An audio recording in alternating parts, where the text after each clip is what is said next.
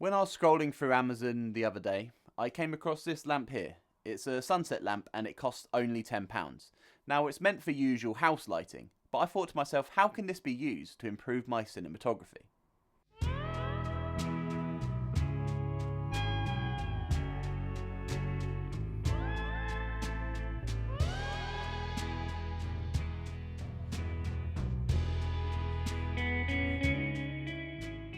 Hello everybody and welcome to the video. For those who are new around here, my name is George. I'm a full-time filmmaker and I love to make these YouTube videos in my spare time. Now this light is crazily cheap in compared to film lights, has RGB and can be used in quite a few situations.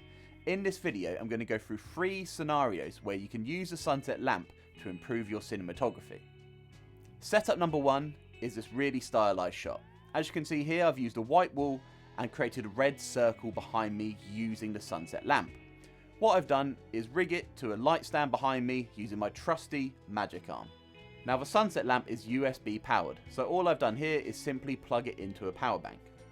As the sunset lamp alone isn't enough to light this scene, I've also used my Amaran P60C on a red hue and placed it 45 degrees away from the camera to act as a key light. As you can see here, we're working in an extremely tight space, but it's the only place where I can find a clean shot with no frames or anything hanging up on the wall. Setup number 2 is your standard interview shot. This is what I spend a lot of my time filming, and I actually think the sunset lamp could be really useful here. This is your simple standard interview shot.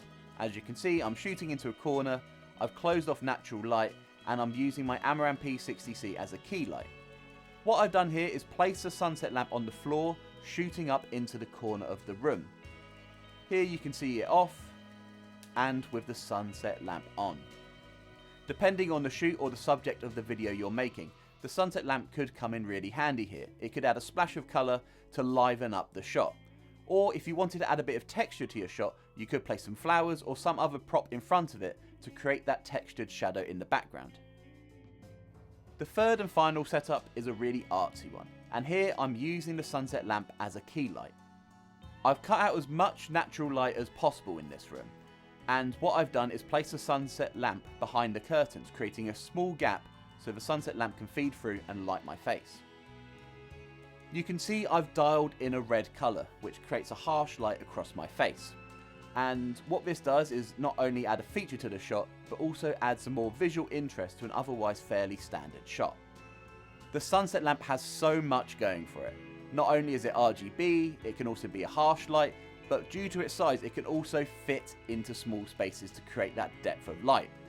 However, also being so small is its downside. Obviously the output isn't the most powerful, so it can only be used in certain situations. However, for a tenner though, you really can't knock it, and I feel like any filmmaker or cinematographer should pick one up and have it in their kit. But anyway, that's it from me today guys. Thank you very much for watching the video, and I will see you guys in the next one. Bye bye.